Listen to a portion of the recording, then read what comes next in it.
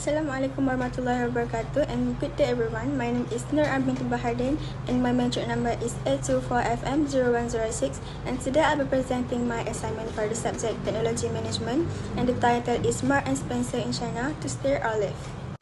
Marks and Spencer entered the Chinese market for a few reasons. First, China had growing middle class with more spending power. Second, there was a strong preference for Western brands.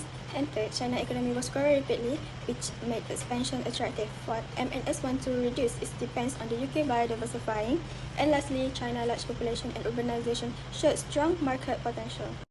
To establish itself, M&S entered China using a wholly owned model to keep full control. They copied their UK retail format, including product range and store layout.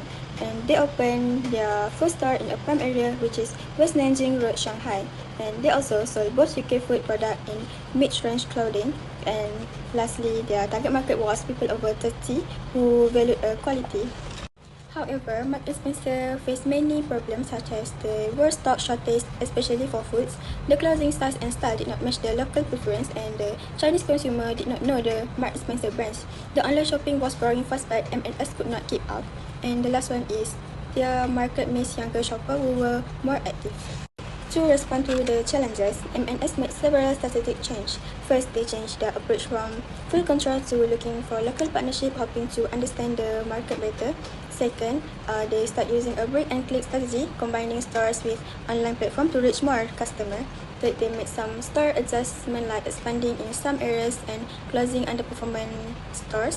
Next, they made small changes to their product strategy like adjusting the product mix. And lastly, they tried to localize some food offering, but the effort were very limited and not enough to make big impact. And now we move to SWOT analysis for the Marks and Spencer in the Chinese market. First, the strength. M&S has a strong international brand reputation. Their products are known for high quality, and they have a strong financial resources to support long-term growth. And the company has solid experience in both clothing and food retail. And the last one, they had full control through wholly owned stores. Next is for the weaknesses. Their products were not well localized, especially in terms of size and styles, and the supply chains also was inefficient because stock shortage, and their marketing missed the younger generation who are the main shopper, and there was very little input from local staff or partners. And the last one is M&S has low brand awareness in China. For the opportunities, China e-commerce market is growing fast, offering new ways to reach consumers. Partner with local companies could help them localize better, and expanding into smaller cities with growing middle class population could bring growth. And they also have a change to rebrand and reposition their business. And the last one is a digital first model could be more effective than physical store. The next one is trends. The competition is very strong, especially from fast fashion brands. The consumer trends change quickly and are hard to follow. The third one is local digital platform dominate the retail space, and operating costs in big cities are very high. The last one is Marks and Spencer was slow to adapt, which weakened their strategy. Marks and Spencer considered several options for their future in China. First, they could stay and restructure. This means improving their strategy by focusing more on localization and forming joint venture with a local partner. Second, they could exit completely. This means closing all physical stores but maybe keeping an online presence. Third, they look at an online-only models. This would mean focusing fully on e-commerce and through platforms like Tmall. Fourth, they considered franchising. Like in other countries, they could let other operate M&S stores under a franchise model. And the last one is they thought a geographic shift like expanding into second or third tier cities where there less competition and a rising middle class.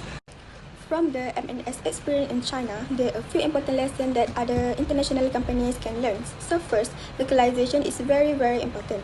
M&S will adapt things like clothing size and fashion style to local preference. So company must understand the culture and what consumer wants. So the second one is brand awareness is take time.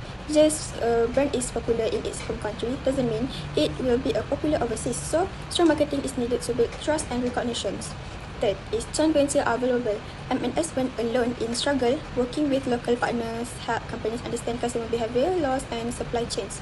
Fourth is a digital first strategy is essential, especially in China.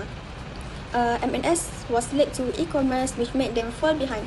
In tech-savvy countries, having a strong online preference is more important than physical store. And the last one is companies must be fast and flexible. Retail in China changed quickly, and fast fashion brands success because they adapt quickly. M&S was too slow and that became a weakness. Marks and Spencer can use their experience in China to do better in other international markets. So they should do proper market research and understand local customer needs before entering the international markets. Next is build a flexible and responsive supply chain to avoid stock issues. The tailor branding and marketing to each country instead of using the same UK approach. The fourth one is Marks and Spencer can use China as a case study to trend style, especially in global strategy and localization. And the last but not least is they can improve their e-commerce system so they can compete better in digital markets. So that's all for my presentation today. Thank you for listening.